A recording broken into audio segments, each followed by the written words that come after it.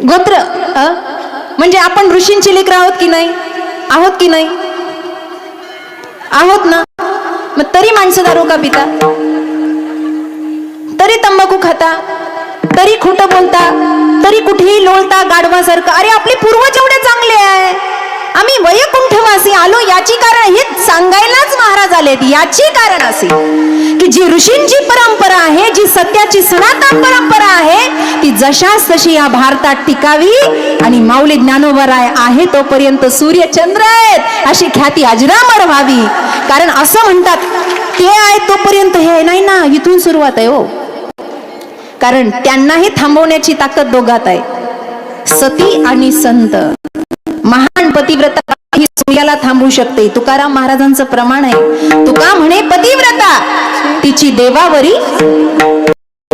पतिव्रता जर म्हणली ना, म्हणून पतिव्रताच्या बळावर अत्री आणि अनसूया नाही, असूया नाही, ईर्ष्या. बाईमध्ये 8 अवगुण आहेत. माफ करा, कीर्तन करणारी बाईच आहे. बाईमध्ये 8 अवगुण आहेत. त्यातला प्रधान आहे बाईमध्ये ईर्ष्या असते. आता दुसऱ्याचं जाऊ द्या, तुमच्याच नवऱ्यानं जर कपडे चांगले घातले तर तुम्ही विचारता हसल्या म्हणजे फसल्या. अगं स्वतःच्या नवऱ्यावर जळता तुम्ही, आमच्या सारख्याला काय सोडणार आहे तुम्ही? विठ्ठल विठ्ठल.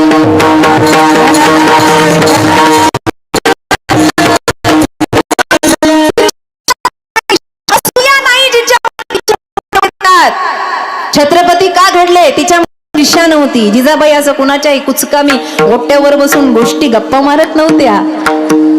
अत्री नाही, ज्यांच्यामध्ये त्री नाही, नाही रज नाही तम, या 3 गुणांहून जे पर्याय आहेत ते आहे अत्री. आणि म्हणून त्यांच्या पोटी दैवत आलं दत्तात्रेयांचं. ते सोपं नाही. आपली परंपरा फार मोठी आहे, पण ती दिन प्रतिदिन आपण विसरत चाललोय बाबा. सगळ्यात जास्त सगळ्यात संतांचे संतपर प्रकरणात गाथे आहे. गाथ्यामध्ये संतपर प्रकरण आहे का?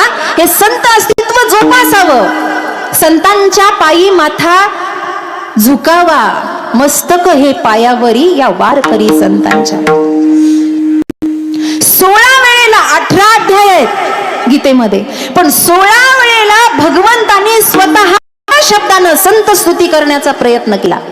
प्रत्येक दुसऱ्या अध्यायापासून 17व्या अध्यायापर्यंत, दुसऱ्या अध्यायापासून 17व्या अध्यायापर्यंत संत स्तुती करण्याचा देवाने स्वतःच्या मुखातून आग्रह धरला.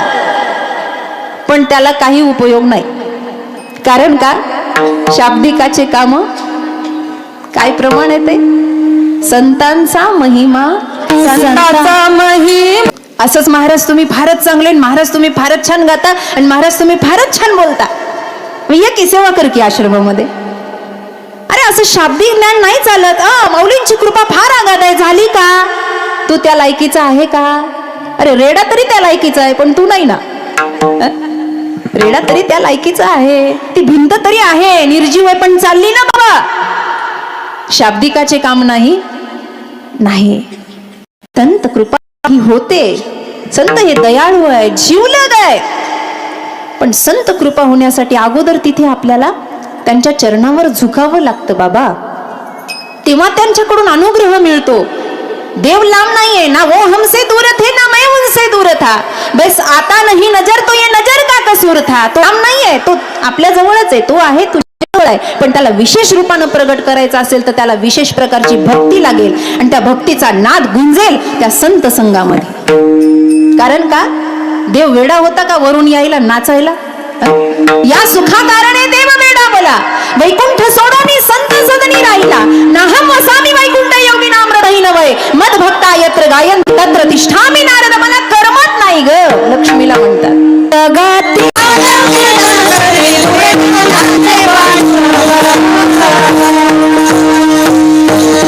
अभंग बोलता रंग कीर्तनी भरला, आणि प्रेमाचे छंदे विठ्ठल नाचू लागला. नाचता नाचता हरीचा गळला पितांबर, सावध होई देवा ऐसा हे कबीर. कबीर महाराज म्हणले, बाबा सांभाळ ना, एवढा का झालायस? कीर्तनच तसं होतं महाराज. त्यांच्या कीर्तनात देव नाचायचा ना. झोपल्यात अर्ध्या माग. कीर्तन असंच आहे माझं शांत, हा हा होऊन जमणार नाही असंच. किती गोड कीर्तन आहे हो, काय साधू आहेत ते. नामदेवरायांचा महिमा एवढा सोपा नाही. माझ्यासारख्या अज्ञानी बालिकेनं तो वर्णन करणं इतकं सोपं नाही. देव जरी प्रसन्न झाला आणि देवाला जर मागितलं ना, तो म्हणला ना वरदान माग, तर देवा संत चरित्र सांगण्यासाठी वाणी दे. नाही, देवाचेही शब्द जिथे खुंटतात तिथे पासून संत चरित्र प्रारंभ होतं. एवढे संत अगाध आहेत, एवढे संत अगाध आहेत. पर्यंत गेले आहेत वारकरी संप्रदायाचा प्रचार प्रसार करत. शीख समाजामध्ये त्यांच्या ग्रंथामध्ये नामदेवरायांची काही अभंग आहे, फक्त महाराष्ट्रापुरते मर्यादित राहिली नाही. ही दिव्य ज्योत परंपरागत तेवत गेली आहेत आणि पुढे ती अशीच राहावी म्हणून वारकरी संप्रदायामध्ये ही कीर्तनाची रचना काय आहे, ही परंपरा अशीच पुढे राहावी. कारण का, सगळ्यात मोठा आनंद कीर्तनात आहे. कारण त्याचंही प्रमाण आहे आमच्या जवळ. कीर्तन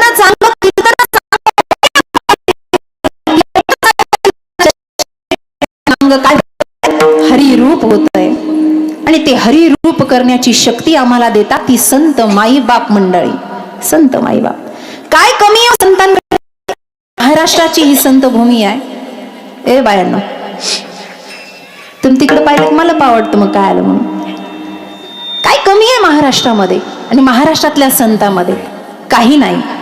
योग आहे, ज्ञान आहे, वैराग्य आहे, संपत्ती आहे, शुद्ध वाणी आहे, दिव्य आचरण आहे आणि प्रत्येक क्षेत्रामध्ये प्रत्येक गोष्टीमध्ये वेगवेगळे संत पारंगत आहे. का संतांच्या पायावर माथा धरायचा आहे, काय झुकायचंय? कारण तिथे जे भेटतं ना ते कुठे भेटत नाही. पापाची राशी जर जाळून टाकायची असेल तर तुकाराम महाराज म्हणतात पुण्यवंत व्हावे. पुण्यवंत माऊलींचं हरिमुखे म्हणा, हरिमुखे म्हणा पुण्याची गणना. पण हे पण आहे, पुण्यवंत व्हावे घेता सज्जनाची नावे, नेघे माझी वाचा तुटी. महालाभ म्हणतात, आयुष्यात महालाभ होतो, महालाभ. आणि म्हणून अनुभवाचा एक बोल सांगते, माऊलीच्या दारात खरंच सोन्याचा पिंपळ आहे. म्हणून इंद्रायणीच्या काठावर गंध लावणाराही स्वतःला महाश्रीमंत समजतो. कारण तिथे जयाची द्वारी सोन्याचा पिंपळ, अंगी ऐसे बळ रेडा बोले. कशाची कमी नाही आळंदीमध्ये, सगळं आहे, सगळं. कधी आईची आठवण आली ना तर फक्त समाधीजवळ जाऊन माऊलीच्या समाधीजवळ डोकं ठेवलं की असं वाटतं सर्वस्व भेटलं. कशाचीच कमी नाही. कारण या माऊलींनी आमच्यावर असे दिवस आणले आहेत. एक वेळ अशी होती का लोक जोड्याने मारायला निघाली होती. एक वेळ अशी की लोक जोड्याने मारायला निघाली होती, पण माऊलींमुळे एक वेळ अशी आली की आता जोड्यासहित पाया पडतात. नका काढू म्हणतात चप्पल. सांगा ना, कोण देत एवढे? याची जाती करी लाभावीन प्रीती बुडत हे जग. म्हणून या बाबा, आपल्या सर्वांचा कळवळा आला म्हणून माय ज्ञानेश्वरी प्रगट झाली. गाथा प्रगट झाला का? कळवळा आला म्हणूनच. म्हणून संतांकडे कशाची कमी नाहीये, सर्व काही आहे, सर्व काही. आणि देण्यासाठीच ते आले आहेत, मागे सरत नाही. जीवा शिवाला एक करणारे संत आहेत, जीवा शिवाचं मिलन करून देणारे संत आहेत. त्याच्याकडे एवढी प्रतिभावंत प्रज्ञा आहे संतांकडे. जीव आणि शिव एक कसा करायचा उदाहरण सांगते तुम्हाला. लई जांभळे द्यायला लागले आता. एका माणसाला लग्न जमवण्याची फार सवय होती. कुणाचे लग्न जमवायचं कामच नाही दुसरं काही. याचं लग्न जमव, त्याचं लग्न जमव, त्याचं लग्न जमव. एक दिवस एका गावात गेलं, पोराकडच्यांना भेटला. अरे बापरे म्हणला, सगळा इतिहास जाणला. बरं बरं फोटो द्या म्हणला. पूर्वीच्या काळात काही एवढी डेअरिंग नसायची, मुलाला बघायला जा, घर बघायला जा, फोटो द्या. पोराचा फोटो घेतला, सगळी हकीकत तिकडची पाहिली. भेटतो, हे फोटो वगैरे दाखवतो आणि ही सगळी इकडची हकीकत सांगतो. महिला मंडळ समोरचा एवढा ग्रुप. लक्ष द्या. मुलीकडच्यांकडे गेला, तिकडची सर्व हकीकत पाहिली. तर पोराचा फोटो पोरीला दाखवला, तिनं मान हलवली, पसंत आहे. मुलीचा फोटो घेतला, पुन्हा दुसऱ्या दिवशी मुलाकडे आला, मुलाला फोटो दाखवला, तो म्हणला पसंत आहे, छान आहे. फोटोवरून पसंती झाली. मग मुलीकडचे काही नातेवाईक आणि मुलाकडचे काही नातेवाईक एका मध्यस्थी गावामध्ये आले, एका विशिष्ट गावामध्ये. ते गावही नाही हे गाव नाही, एका वेगळ्या तिसऱ्या गावामध्ये आले. आणि गावामध्ये आल्यावर दोन्ही पार्टींची चर्चा सुरू झाली. हे आपलं लांब उभं राहिलं. पाहुणे म्हणले, अहो पाहुणं, अहो तुम्हीच आणली ना सोयरी, इकडे या की. हे म्हणलं येतो, पण एका अटीवर. काय? पोरीकडून बोलायचं नाही, पोराकडून चालायचं नाही.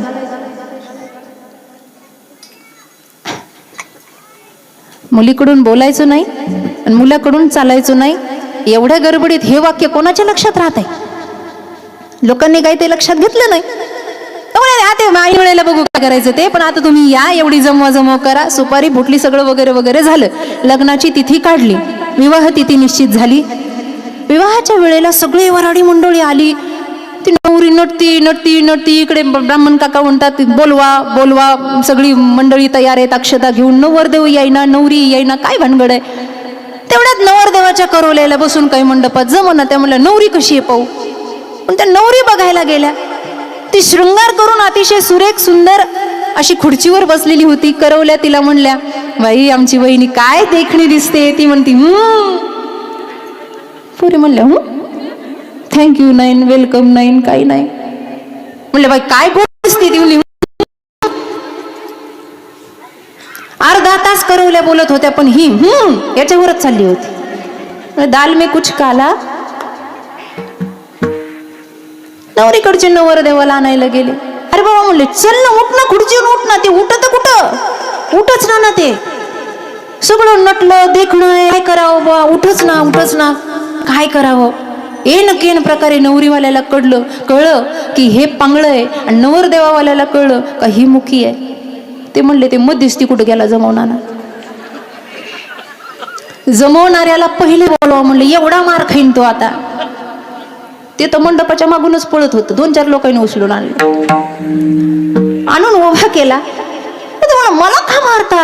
अरे मला ही भानगड काय. तो म्हणलं आधीच सांगितलं होतं पोरीकडून बोलायचं नाही, पोराकडून चालायचं नाही. विठ्ठल पण तरी सुद्धा त्या त्रयस्थ व्यक्तीमुळे मुक्या मुलीचं आणि पांगळ्याचं जसा विवाह बद्ध होतो, तसा संतत्वामुळे जीवाचा आणि शिवाचा विवाह म्हणजे मिलन बद्ध होतं. जीव शिवाचं मिलन होतं. एवढंच काय कमी आहे आमच्या संतांकडे. ज्ञान आहे, ज्ञान. असं प्रखर ज्ञान आहे. भारतीय संस्कृती ही मांडणारी आहे. संतांना सांगून जाईल. जरासं सर्वांगाचे कान करून ऐका, महत्वाचं सांगायचं आहे. आदिगुरु शंकराचार्यांची परंपरा फार मोठी आहे. शंकराचार्य त्यांना बादरायण म्हणता. सूत्र भाष्यकृतो वंदे भगवंतो पुनप्पणा. त्यांच्यामध्ये एक शिष्य होते. त्यांच्या प्रमुख शिष्यांमध्ये सुरेश्वराचार्य एक शिष्य होते.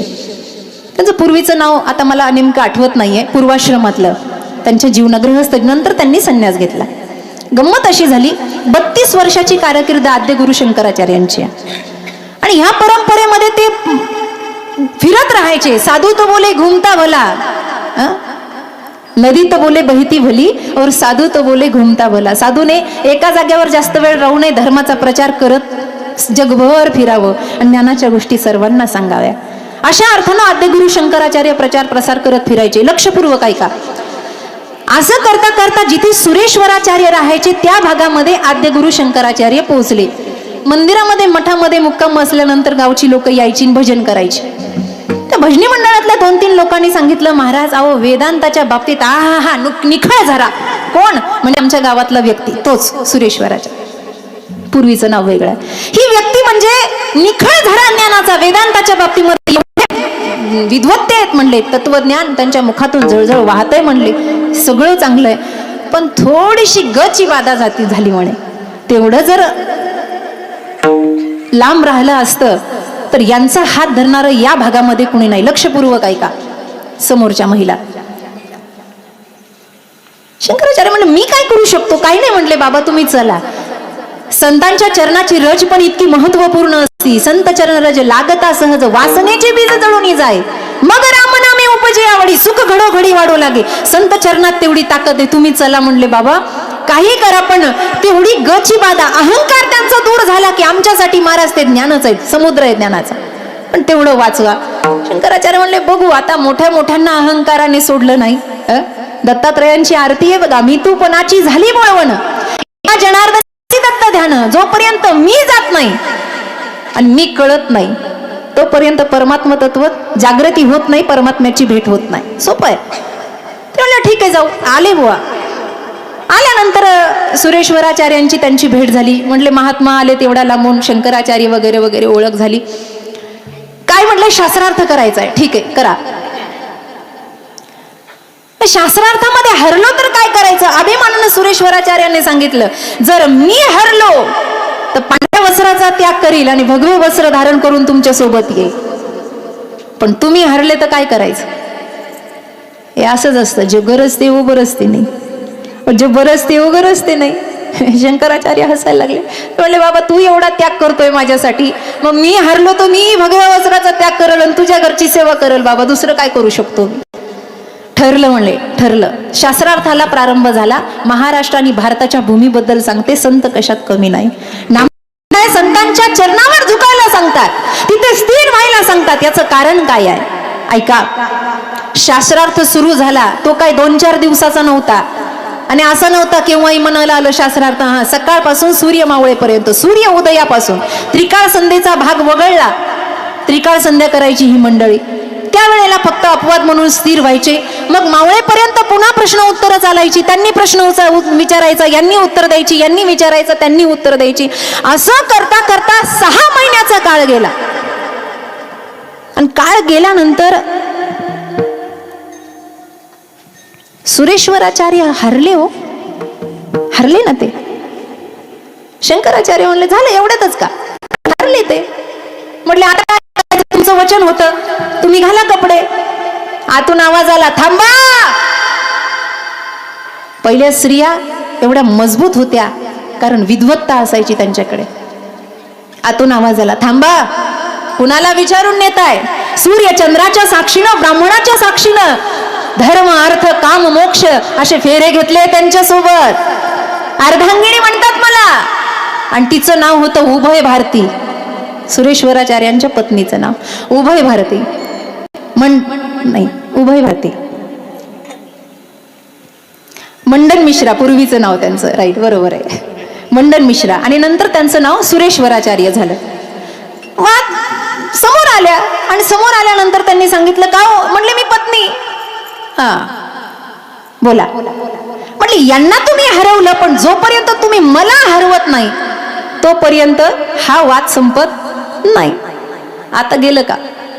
आता काय करायचं बुवा? स्त्रीच्या काही मर्यादा असतात. शंकराचार्य विचारात पडले, ठीक आहे हरकत नाही, करूयात. परत शास्त्रार्थ सुरू झाला. काही प्रश्न निघून गेले मुखातून, त्याची उत्तरही मिळाली, पण आता एक धर्म संकट उभं राहिलं.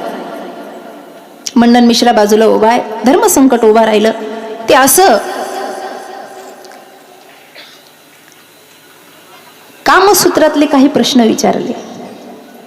आता भानगड अशी आहे, उत्तर द्यावं तर त्याचा अर्थ असा होतो की यांना अनुभव आहे, आणि उत्तर नाही द्यावं तर हार स्वीकारावी लागते.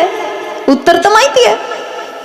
हे सगळ्यात मोठं धर्मसंकट आद्य गुरु शंकराचार्यांच्या समोर उभं राहिलं. करावं तर काय करावं बुवा? विचार करता करता बराच काळ गेला. आता हार स्वीकारावी लागते का? परमात्मा एवढा त्याग केला, एवढी साधना केली आहे, काय करावं? तत्काळ त्याच काळामध्ये त्या प्रांतातला राजा गतप्राण झाला, आणि त्यानं शरीर सोडल्यावर आद्यगुरूंच्या कानावर ही बातमी आली, आणि त्यांनी शिष्याला सांगितलं, पटकन त्याच्या राणीच्या कानावर ही वार्ता पोहोचवा की धर्म कार्यासाठी, काही चांगल्या कार्यासाठी तुझ्या पतीचं शरीर हवंय, तुझ्या पतीचं शरीर हवंय. आद्यगुरु शंकराचार्यांमध्ये ही ताकद होती महाराज. त्या शिष्यांनी त्या पत्नीला विनवणी केली, राणीनं होकार दिला. ते शिष्य शरीर घेऊन आले राजाचं, आणि मग आद्यगुरु शंकराचार्यांनी शिष्याला सांगितलं, माझं शरीर जतन करून ठेवा जोपर्यंत मी याच्या शरीरातून बाहेर येत नाही. आणि मग स्वतःच्या शरीरातून देह त्याग केला, राजाच्या शरीरात प्रवेश केला आणि तिच्या त्या प्रश्नाचं उत्तर त्या गृहस्थी राजाच्या शरीरात जाऊन दिलं, तिला हरवलं आणि मग स्वतःच्या शरीरात प्रवेश केला. एवढी विद्वत्ता शंकराचार्यांकडे होती. आणि मग दोघं पती पत्नी विलीन झाले. सद्गुरु महाराज तुम्ही थोर आहात. ज्ञानाच्या बाबतीत ते कमी नाहीये, वैराग्याच्या बाबतीत कमी नाहीयेत. एकदा सोडलं नाही सुटलं. तुकाराम महाराज म्हणतात, काय खातो आम्ही कास या सांगावे, आम्हाला भान नाही आम्ही काय करतोय. वैराग्याच्या बाबतीत प्रखर आहेत. योगाच्या बाबतीमध्ये ज्ञानराज माझी योग्यांची माऊली, जेणे सर्वांच्या शरीरामध्ये सर्पकार बसलेली, अष्टचक्राचं भेदन करणारी आणि चंद्रामृताचा आस्वाद घेणारी महाकुंडलिनी, जी शक्ती जागृत झाल्यानंतर जो व्यक्ती बोलतो ते खरं व्हायला लागतं, ते सांगतो ते घडायला लागतं आणि त्याच्या शरीरामध्ये दिव्य क्रांती निर्माण होते. अशा योग मायेचं सुंदर उदाहरण दिलं. योगामध्ये ते कमी नाहीये, साधनेमध्ये ते कमी नाहीये, सर्वांगानं परिपूर्ण आहे. म्हणून नामदेवराय अभंगाच्या प्रथम चरणाचा भावाची कारणं भाव प्रधान आहे. परमात्म तत्व प्राप्त करण्यासाठी भक्तीचं यशाचं शिखर किंवा अखंड तत्वधारा जोपासण्यासाठी जे लागतं ते मनातला भाव आहे. सद्भावानं साधूच्या शरणांगतीमध्ये जा, नाही तर मग आश्रम पाऊस्तर मठ मंदिर पायपर्यंत ठीक आहे, तिथून गेटच्या बाहेर निघलं की बेक बेंदून चार कुठून आणलं असेल बो, हे कसं जमवलं असेल बो आहे. काही काहीच तर पाय पवित्र डोकंही चित्र राहत. अवघड आहे. हे रोजचाच अनुभव आहे बाबा. 15 वर्ष झाले फिरतोय आणि आम्ही कीर्तनकार म्हणजे फुटकं भांड, कुठं गळण सांगता येत नाही. कारण रोज वेगवेगळ्या घरची भाकरी खायची, सगळं आयुष्यात त्याच्यात चाललंय. म्हणजे स्वामीजी म्हणायचे साधूने असं तयारीत राहायचं. कुठलाही प्रसंग एखाद्या वेळेला शांतता भेटली तर असं समजायचं वादळापूर्वीची शांतता आहे. साधूला भांडताही आलं पाहिजे, साधूला मौनही धारण कर. स्वतः भांडले नाही कधी स्वामीजी, पण असे शिकवण देऊन गेले, तयारीत राहायचं. आणि मला नेहमी म्हणायचे स्त्रीचं जीवन मर्यादेत आहे बाळ, पण संकट भरपूर आहे. पण संकटाला घाबरली नाही तरच जिजाऊची लेक माणसे, नाही तर काही उपयोग नाही या सर्व गोष्टींचा, काही नाही. हे टिकू देत नाही समाज. सद्भावानं जा. सगळेच सद्भावानं येतील नाही ना हो. दृष्टी ज्याची त्याची वेगळी आहे. कुणाला काय दिसतं, कुणाला काय दिसतं, कुणाला काय दिसतं. बरं, या दिसण्याच्या पाठीमागे हे अंतरंग आहे. अंतरंगात कचरा भरल्यावर कचरा दिसेल ना हो समोर.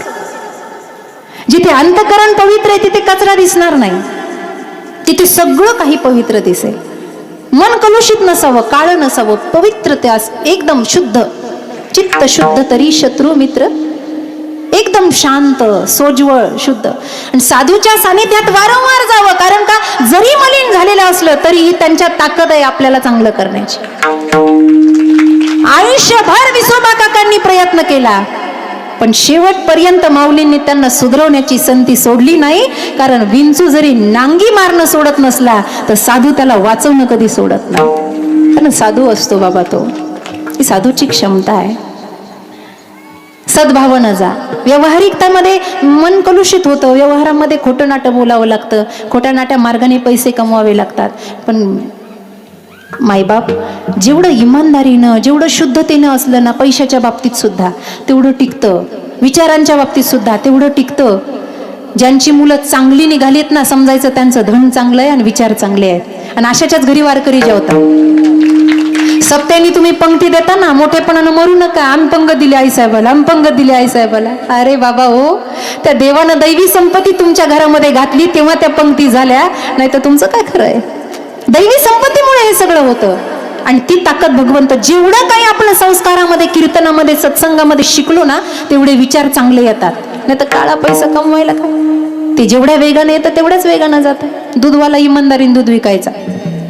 आता सगळे कीर्तनकारच आहे तिथं, पण तरी सुद्धा दूधवाला इमानदारीनं दूध विकायचा. एवढी इमानदारी, अर्धा ग्लास पंत टाकून त्यांनी त्याच्यात. पण नाही, बायकोची रोज कच कच कच कच कच. काय पप्प्याचा बाप म्हणले, एवढं इमानदारीनं कुठं दूध विकतात का? दागिना नाही का, साडी नाही का, काही नाही. दुधाच्या जीवावर लोकांच्या बिल्डिंगी झाल्या म्हणे. डेअरीवाले इथं बसलेले असले तर माफ करा. आजच्या दिवस सांगवीचे सोडून आळंदीकडे गेलं का सांगवीचं सांगल. आमचं कामच इकडचं उचलायचं आणि तिकडे सांगायचं. एवढा कचकच कचकच, एवढा वैतागला. रोजच म्हणले भणमण आहे पाठीमागे. बरं भणमण न करेल तिला बायको तरी कसं म्हणावं? खरं आहे का? पुरुष मंडळ तुमच्यात काय ताकद आहे हो म्हणायची? घरच्या बसल्या असत्या नीट. त्याला हो म्हणायला ताकद लागती भाऊ. एवढा वैतागला. 2-3 दिवस दूध द्यायला गेला नाही. 3-4 दिवस झाले पुन्हा त्याचं तेच सुरू. रात्रीतून कार्यक्रम ठरला पाटलाच्या घरी आणि पाटलाच्या सुनाला पाटली बुवानी बोलून घेतलं. सुनबाई मोठे आहात तुम्ही, घराची सगळी जबाबदारी तुमच्यावर. जी मामनजी, पूर्वीच्या बाया जी मामनजी, जी आत्याबाई, जी मामनजी. आता म्हणते खरं काय? मी काय? बाई एवढा स्वयंपाक काय आताच? जी मामनजी, खीर पुरीचा प्रसाद करायचा आहे, गाव जेवण आहे, खीर अशी झाली पाहिजे, गल्लीत सुगंध दरवळला पाहिजे. आणि मग हिच्या लक्षात आलं की दुधावाल्याला निरोप द्यायचा राहिला.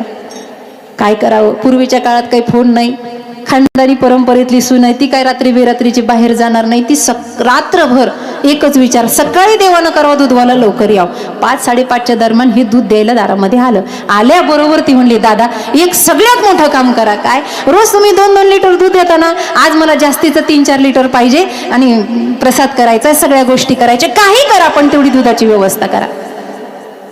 ते म्हणलं मित्रमंडळाला विचारू. नाही दादा हे बघा तुमच्या बहिणीसारखी आहे, कुठं जाऊ मी? सासूरवासी नाही, लेकरं आहेत घरामध्ये, एवढं सगळं बघायचं, काही करा पण तेवढी व्यवस्था करा. कळवळ्यानं बोलली हो. जाता जाता म्हणली दादा तेवढं जर काम केलं ना तर लगेच नॅटमध्ये तुम्हाला ते सिक्के देईल. पूर्वीच्या काळात चिल्लर होती, ते आणे देईल, सिक्के देईल आणि बक्षीस म्हणून पुन्हा जास्तीचे देईल. त्याच्याकडे ते मडकं असायचं चिल्लर साठवायला. ठीक आहे हो म्हणलं आणि गेलं. सगळं गाव दूध देऊन आलं. 2 लिटर शिल्लक राहिलं, तिला द्यायचं होतं 4 लिटर. सगळ्या मित्रमंडळाला विचारलं, कोणाकडं नाही. मग झाडाखाली बसलं, मग डोकं खाजवलं. मग त्याच्या डोक्यात विचार आला, आपल्याकडे 2 लिटर आहे, हिला 4 लिटर द्यायचं. मग त्यानं काय केलं असं? आपल्या डोक्यात पाण्याशिवाय काही नाहीच, येऊच शकत नाही. काय चुकलं त्याचं पाणी टाकलं म्हणून? टाकलं त्यानं पाणी, 2चं 4 केलं आणि तिला आणून दिलं. एवढी खुश झाली. ती म्हणली वाह धन्यवाद दादा. अहो पाटलाची सून होती, जास्तीचे पैसे दिले, जी होती ती रोख सिक्के दिले आणि एवढं सगळं घेऊन जेव्हा ते मडक्यात टाकलं, एकदम ते मडकं भरलं आणि डोळ्यातून पाणीच आलं त्याच्या. म्हणलं रोज इमानदारीनं वाटतोय, मडकं काही भरं ना, आणि आज पहिल्यांदा पाणी टाकलं तर हे पहिल्यांदा एवढं भरलं म्हणलं. मग काय चुकलं त्याचं? रोज थोडं टाकलं, ते रोज थोडं पाणी टाकायला लागलं. 6-7 महिने झाले रोज दूध वाटून महाराज पैसे यायला लागले, मडकं भरायला लागलं, दागिना आला, लेकरं बाळ खुश, बाई खुश, खुशम खुश. बाईनं एक दिवस शिरापुरी केली. म्हणली जा रोजच दुधाला घाई गडबडीनं उठताय, आज मी लवकर उठून करून देते. मस्त खायला सुंदर करून दिलं. त्याला वाटलं घाई गडबडीनं रोजच जायचंय. दूध सगळ्या गावाला वाटून आला, मडकं भरलेलं होतं, त्याला कापड बांधलं आणि एका निर्वाण ठिकाणी थांबला. वृक्ष होता, झाडाजवळ थांबला. मंद वारा सुटला, शिरपुरी दाबून हल्लेली होती, पाणी पिलं. म्हणलं घरी जाऊन तरी धाराच काढायच्यात, काय गरज आहे एवढ्या घरी लवकर जाण्याची? इथं थोडंसं टेकून बसता थोडं सरकलं आणि झोपलं. वर माकडं बसलेली होती. माकडाला वाटलं हंडीत काहीतरी खायचंय म्हणून एक माकड अध्यक्षासहित खाली आलं आणि झाकण उघडलं आणि प्रत्येक माकडानं तो सिक्का उचलायचा, असं चाटायचा आणि हे आपलं खायचं नाही म्हणून उधळायचा. बहुतेक माकडं असे पैसे उधळतच असतात.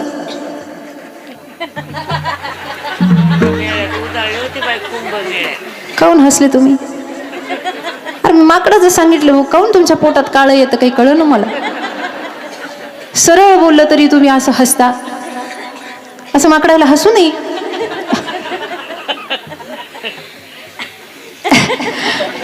उधळले ना आणि त्यातलंच उधळल्याला टपकन याच्या नाकावर येऊन पडलं. मग हे जागं झालं, अरे ही खंदरावळ कुठून आली? बघितलं सगळे सिक्के उधळलेले. आणि जेव्हा हंडीच्या जवळ गेला तेव्हा डोळ्यात धारा लागल्या.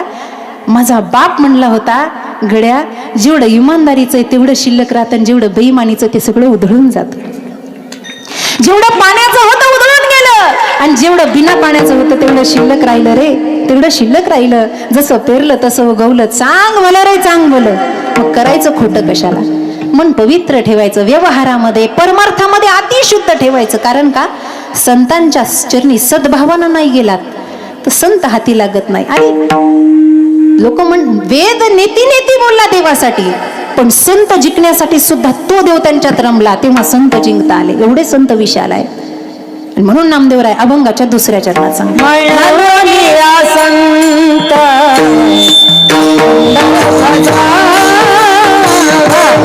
प्रत्येक जातीमध्ये येऊन संतांनी काम केलं. आज भगवान बाबा वामन भाऊ यांच्या बाबतीत सांगायचं झालं, मुंबईला तेव्हा ताई मंडपात आल्या ना, आम्ही मंडपाच्या बाहेर गेलो. मुंबईला कीर्तन होती समाधी त्यांच्या सोहळ्यानिमित्त.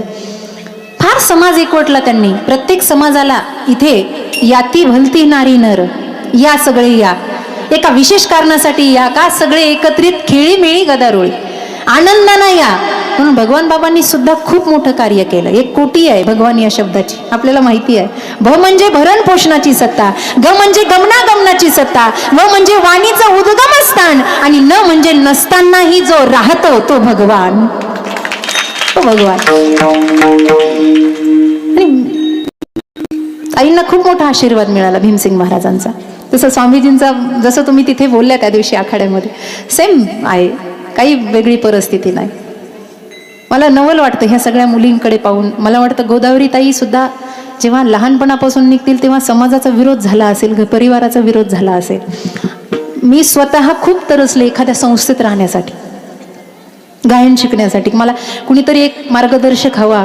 या मुलींचं भाग्य आहे, आता ह्या विविध ठिकाणी महिलांनी संस्था काढल्या, हे चांगलं काम आहे. नाहीतर जीव तरसत होता. भजनाला गेलं तरी घरी येऊन मार खावा लागत होता, म्हणून घर सोडून निघून जावं लागलं. बाकी कारण काय होतं घर सोडायचं?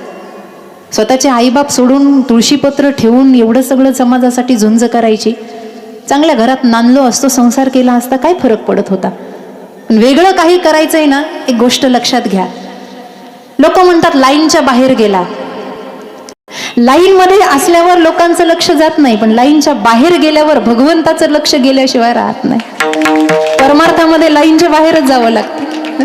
लोक बिघडलेले म्हणले, बिघडलेले. कबीर महाराज म्हणले, राम बिगडा, हम तो बिगड़े क्या हुआ? राम बिगड़ा, लक्ष्मण बिगड़ा, अरे बिगड़े सीता माई, देखत देखत कबीर बिगड़ा, तूने बिगड़ी काहे बनाई? फुगड्या घाली. बाप म्हणे माराईला, पाजा जहिराचा प्याला. स्वतःचे आई बाप असंच म्हणतात. आमच्या बाबतीतही असंच झालं. पण आज सुखाचे दिवस आहेत. हे सगळं आनंद सोहळा पाहिला की मला माझं बालपण आवडा, की हे जर मला त्यावेळेला भेटलं असतं तर हे अजून मोठं असतं. असं वाटतं की आता ज्ञान कमवायला आयुष्य कमी पडलंय. हे अजून थोडंसं पुढे तेवढ्या वेगानं गेलं असतं. पण जेवढं प्रारब्धात आहे, जेवढं स्वामीजींच्या कृपेने मिळालं तेवढं भरपूर आहे. हम क्या थे और क्या बना डाला, हम क्या थे और क्या बना डाला, बैठे थे जमी पे आज फलक पे बिठा डाला, आम के पेड़ को फल लगने में बरसों लग जाते हैं, लेकिन हमारे सद्गुरु ने बबूल से भी आम बना डाला. आज जे काही आहे ते त्यांची जहागीर आहे बाबा. आणि ज्ञानोबा तुकोबांची आहे खास करून. मी एक वाक्य म्हणत असते, आई बापांनी कमवलं तर पोरांसाठी सुखाचे दिवस येतात. ज्ञानोबा तुकोबांनी तेवढं कमवलं म्हणून आजच्या कीर्तनकारांना चांगले दिवस आहेत. माऊली म्हणतात तो लोक आमची लायकी नसताना, कीर्तन झाल्यावर लोक म्हणतात बाई मीराबाई. नका म्हणू, लायकी नाहीये त्यांच्या चरणाची धूळ व्हायची. फार मोठी पवित्रता आहे त्यांच्याकडे. मीराबाई, मुक्ताबाई, जनाबाई, चांगल्या कोराचे कोरा राहिलाच हे म्हणणाऱ्या मुक्ताबाई थट्टा मस्करी करणाऱ्या नव्हत्या. तेवढं ज्ञान मीराबाई त्या मुक्ताबाईंकडे होतं. आदिशक्ती, आदित्रजननी देवांची आहे. स्नान करत होते एकदा. स्नान चांगदेवांना भानावर आले होते. आता हे झालं यांच्या चरणां लोटांगण घ्यायचंय. भिंतीवर चालत आले वगैरे, वाघावर आले, चाबूक सगळं सगळं झालं. मग ही लेकरं भिंत चालू शकतात तर माझ्यासारख्याला चालू शकत नाही का? हे सगळा अनुभव आला. आणि मग त्यांच्यातच चांगदेव महाराज राहायला लागले. चांगदेव महाराजांचं जन्मस्थान आहे नगरमध्ये, नारायण डोह म्हणून. तिथे कीर्तन झाले. चरित्र आहे महाराजांचं. महाराज त्यांच्यात रमायला लागले. आता हे सांगावं का न सांगावं, पण बोध घ्या. स्नानासाठी बसल्या मुक्ताबाई. मुक्ताबाई स्नानासाठी बसल्यानंतर चांगदेव महाराज असे समोरून चालले. गेल्याबरोबर त्यांनी अशी पाठ केली. म्हटले चांगे अजून सुधारलं नाहीस काय? अरे आई येणार आहे, आई म्हणतोस ना. लोक म्हणतात स्त्री आणि पुरुष. कोणती स्त्री आणि कोणता पुरुष? अरे इथं सगळ्या स्त्रियाच आहेत. इथे फक्त आमचा पांडुरंग परमात्मा एकटा पुरुष आहे, बाकी सगळ्या स्त्रिया आहेत. हा दोष ज्यांच्या दृष्टीतला गेला ना, तो न कधी बाई कीर्तन करायला विरोध करतो, न कधी त्यांच्या कीर्तनाच्या तारखा बंद करतो. आता हा गौण विषय, हा बोलण्यासारखा नाहीये, पण सगळ्या दिसले म्हणून मलाही जोर आला बोलायला. असं आहे बाबा. म्हणून या संत अखंड भजावे. का भजावे? ते नाही भेटे देवा आपे आप. अरे बाबा तिथेच आहे तो. कुठे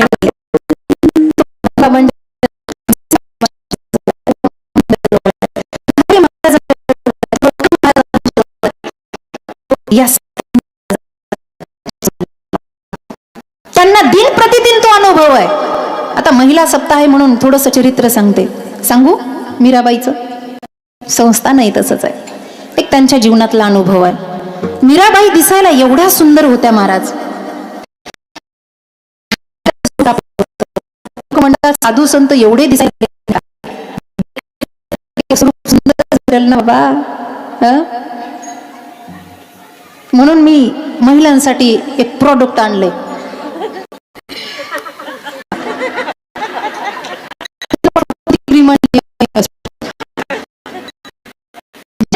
सर्वात सुंदर दिसायचंय ना, त्यांनी फक्त सर्वात सुंदर असणाऱ्या परमेश्वराचं ध्यान करायचं. सौंदर्य आपोआप प्राप्त होतं. श्रृंगी चिन्ह सोंड आली गणपतीची. ते गणेशाचे भक्त होते. खोकरा हनुमान मंदिर आहे, आता कनकेश्वरी दिदी आहे, तिथे एक साधू होऊन गेले पूर्वी. त्यांच्या पाठीमागे माकड हालाला शेपूट फुटली होती. ते मारुतीची उपासना करायचे. ज्याचं स्वरूप तुम्ही बघाल, ज्याचं ध्यान तुम्ही कराल, त्याचं स्वरूप माणसाला प्राप्त होतं. मीराबाई एवढ्या सुंदर दिसायच्या. बाके बिहारीचं ध्यान होतं. ऐसी लागी लगन मीरा हो गई मगन. सुंदरतेनं महाराज. पग घुंगरू बांध मीरा नाची रे मैं तो हो गई नारायण की दासी रे. काय तत्व होतं. दासी असायच्या हाताखाली काम करायला. एक दिवस त्या दासीला उशीर झाला, म्हणजे आईला उशीर झाला. तिचा मुलगा होता. आईला उशीर झाला म्हणून हा मुलगा तिथे बघायला आला की माझी आई घरी का नाही आली. आणि मग तो या महलात त्या महलात त्या महलात त्या महलामध्ये असं पाहता पाहता तो मीराबाईच्या महलामध्ये गेला. आणि त्यानं जसं यवन शरीर सौंदर्य बघितलं, तरुणाई बघितली, सौंदर्य सगळं भाळून गेला महाराज. सगळं बघितलं त्यानं आणि थक्क झाला. काहीच न बोलता, कुणाला न बोलता तसाच घरी निघून आला.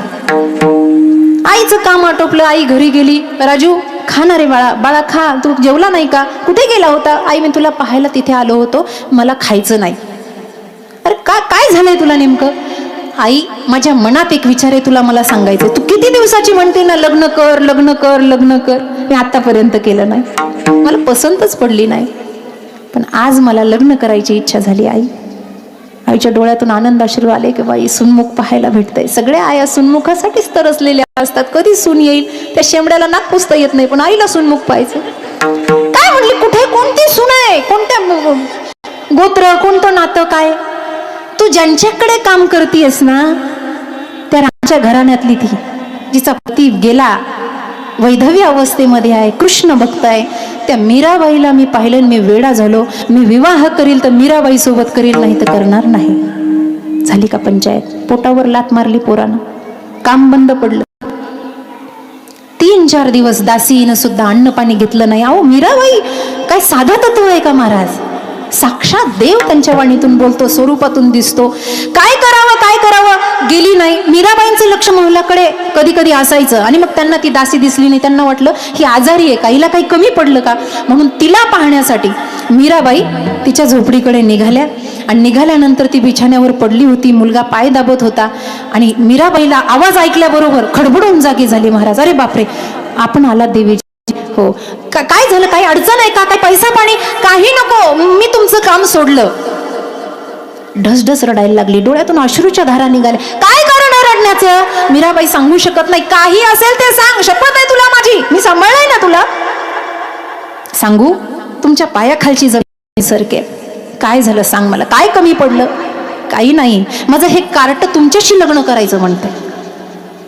विचार करा, जिचं आयुष्य सगळं परमार्थात गेलं, तिच्या जीवनात जर अशी बंधन, अशी संकट येत असेल तर तिने काय करायचं महाराज. डोळ्याला धारा लागल्या मीराबाईंच्या, पण मीराबाईंनी त्या अनावर झालेले अश्रू पुसले, भिंतीकडे तोंड केलं, पदरानं डोळे पुसत तिला सांगितलं, माय हा म्हणतोय ना लग्न करायचंय, हरकत नाही, विवाह करायला मी तयार आहे, फक्त यांना 7 दिवस मी म्हणेल ते ऐकायचं. त्यानं 7 दिवस ऐकलं की मी 8व्या दिवशी त्याच्या गळ्यात माळच घातली म्हणून समजायची. संतांचा अनुभव किती मोठा आहे. देव हा संतांसाठी काय करतोय. काय झालं महाराज, त्यानं ते ऐकलं, ते पळतच आलं आणि ते मीराबाईला म्हणलं 7 दिवस, महिनाभर करतो की. आजचे कार्टे म्हणतात ना तुमच्यासाठी काय पण हाणले पाहिजेत, ते इंद्राने ढकलून दिले पाहिजेत. मीराबाईला म्हणलं महिनाभर करतो. महिनाभर नाही, 7 दिवस. गिरधारीनं 7 दिवस गोवर्धन उचलला की नाही. 7 दिवस सप्ताहाचे आहेत, 7 दिवस दे मला. 8व्या दिवशी मी स्वतः जयमाला घेऊन वरमाला घेऊन तुझ्या जवळ ये. झालं, करायचंय काय, महलात चल. सगळी गावची लोक जमा झाली. दासी आहे, दासीचा मुलगा आहे, काही नाही दिला. कृष्णमूर्ती समोर ठेवली, सांगितलं फक्त या कृष्णमूर्तीकडे एकटक 7 दिवस बघायचं. आजपासून 7 दिवस तुझ्या डोक्यावर टांगती तलवार असेल, जराही तुझं चित्त विक्षिप्त झालं की तलवार सुटेल आणि तुझं मरण होईल. विचार कर, जराही चित्त विक्षिप्त, सारखं बघायचं.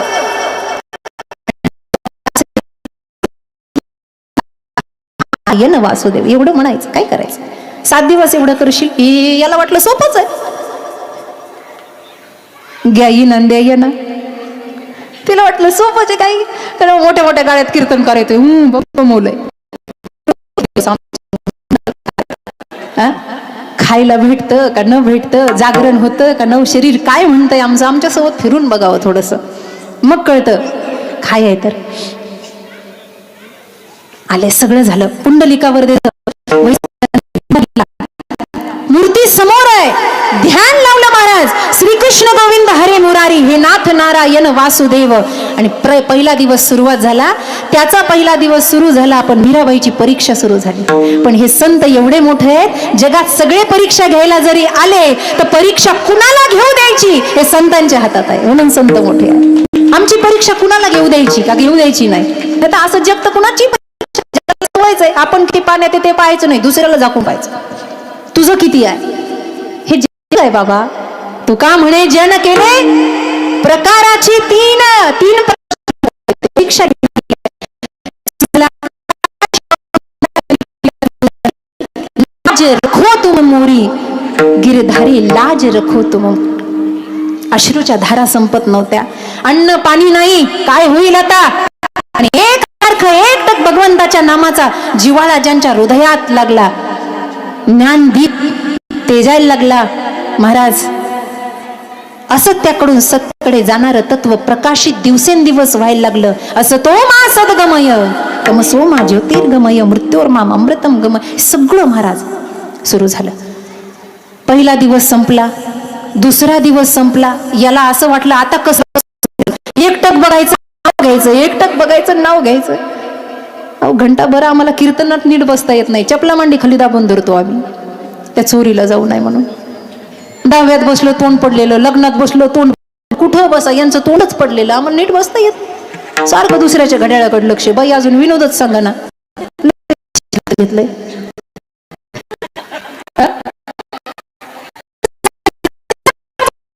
5वा 6वा 7व्या दिवसाचा सकाळ प्रारंभ झाली. मीराबाईची परीक्षा आळवत आहेत देवाला. 7वा दिवसाचा सूर्य मावळतीला चालला. प्रश्न विचारायला लागले, आता काय करू मी. खरा उतरशील ना रे देवा.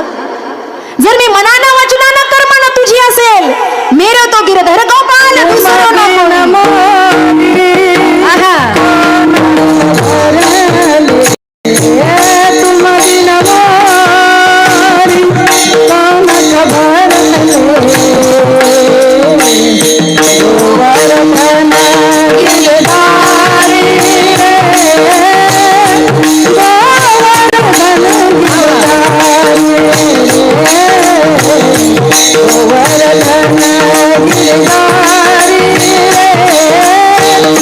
Go!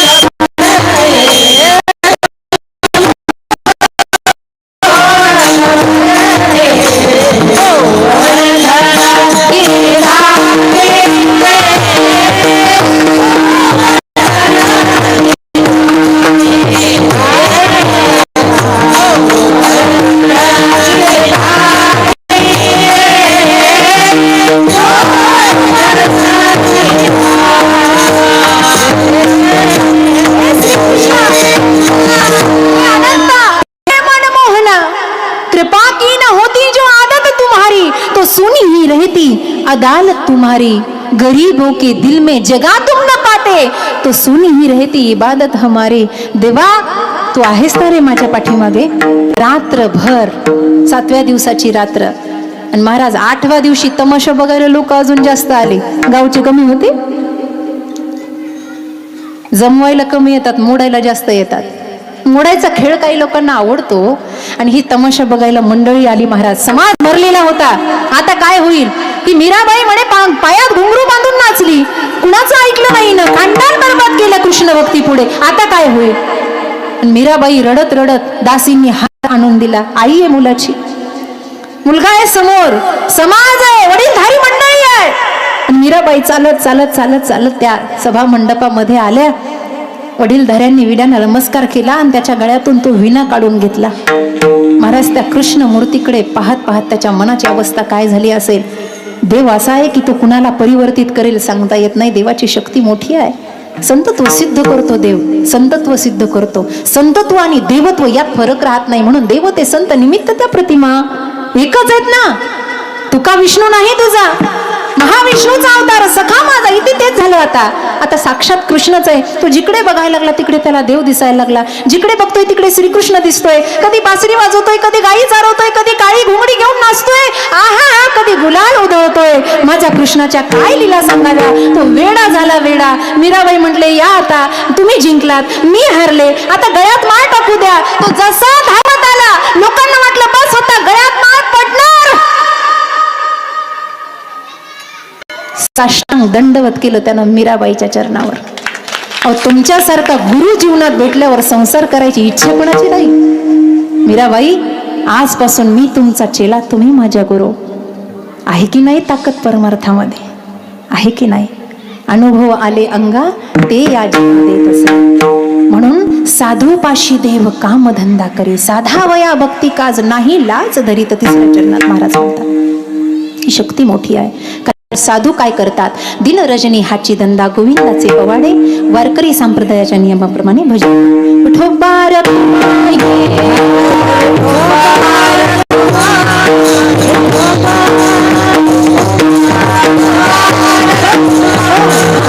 वरती हात करा सर्वांनी, वरती वरती वरती सरळ. हा एका आवाजात टाळी आणि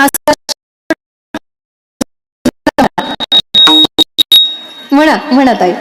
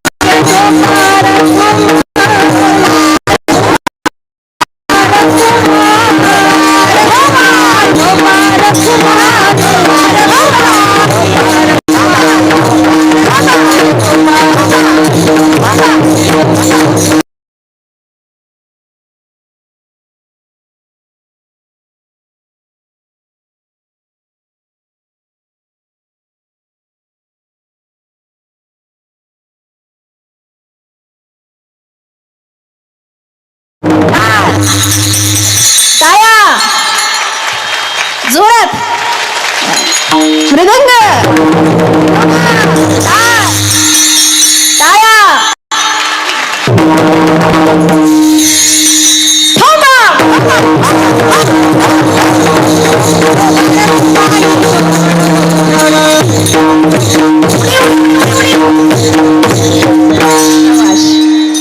वा दृष्ट काढावे ग बाई. काय आई साहेबांचा थाट, काय साम्राज्य. आणि कोण रे बाबा हो तुमच्याकडून एवढं करून घेणारे. ती माय माऊली त्या समाधीत लीन झाली आहे, ती आशीर्वाद देते म्हणून तुम्ही मंडपात येताय. नाहीतर तुम्ही कोण येणार आहे कीर्तनाला, मी कोण येणार आहे कीर्तनाला. कोण वैष्णवी दिदी. पण परंबा भगवती तिच्या स्वरूपानं, मीराबाईच्या स्वरूपानं इथे लीन झाली आहे. महाराष्ट्राला कान्याकोपऱ्यात हे संत प्रत्येक अवतारात सांभाळतायत. कधी भगवान बाबा म्हणून, कधी राम महाराज म्हणून, कधी माऊली म्हणून, कधी वामन भाऊ म्हणून, कधी संत मीराबाई म्हणून, कधी प्रतिष्ठानाच्या आई साहेब मीराबाई म्हणून. सर्व कारण का सर्व लोकात वासुदेवच सर्वमिती. सिया राममय सब जग किंवा विठ्ठल जळीसई हे सगळे संत देवरूपानं देवत्व दिलेले आहेत. आज नामदेवराय त्यांच्या अभंगाद्वारे अभंगाच्या शेवटच्या चरणात सांगतात, नामामुळे देव इच्छी संत संग, नामाने देव इच्छी संत संग,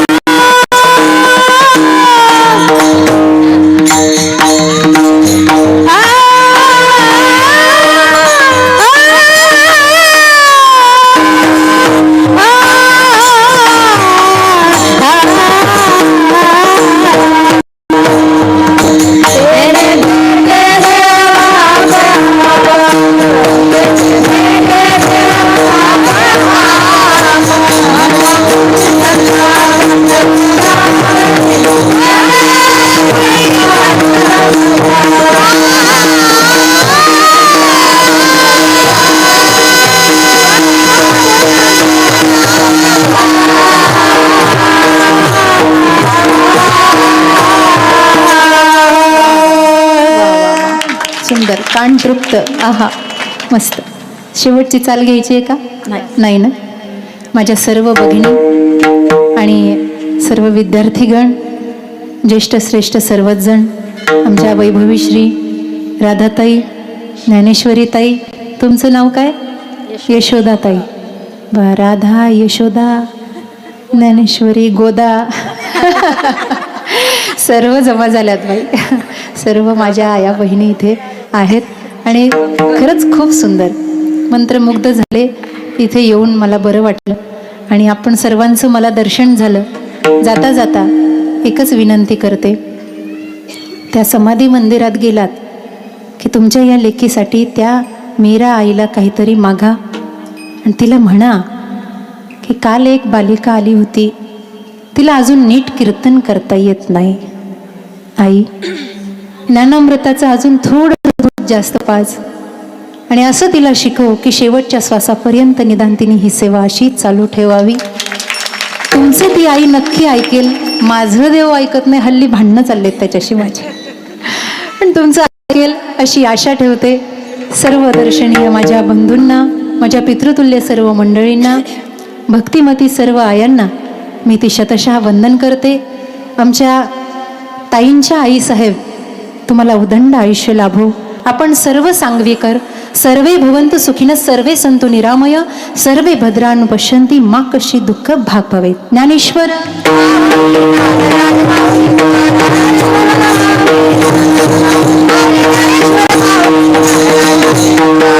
मध्ये ओळख करून द्यायची विसरले. आमच्या चाकणच्या मेदनकर वहिनी, खरं तर ती जोडी लक्ष्मीनारायणाची आमच्या सोबत असते. त्या 2-3 दिवस झाले आमच्या सोबत घरदार सोडून फिरतायत. त्यांनाही खूप खूप धन्यवाद. आता त्यांच्या निमित्ताने आश्रमाचं प्रयोजन चालू आहे. लवकरच एक सुंदर गोरगरीब विद्यार्थ्यांसाठी आपण आश्रम प्रागट्य करतोय, त्याचं निर्माण करतोय. त्यासाठी तुम्हा सर्वांचे आशीर्वाद प्रार्थनीय आहेत. असेच आशीर्वाद माझ्या पाठीशी असू द्या.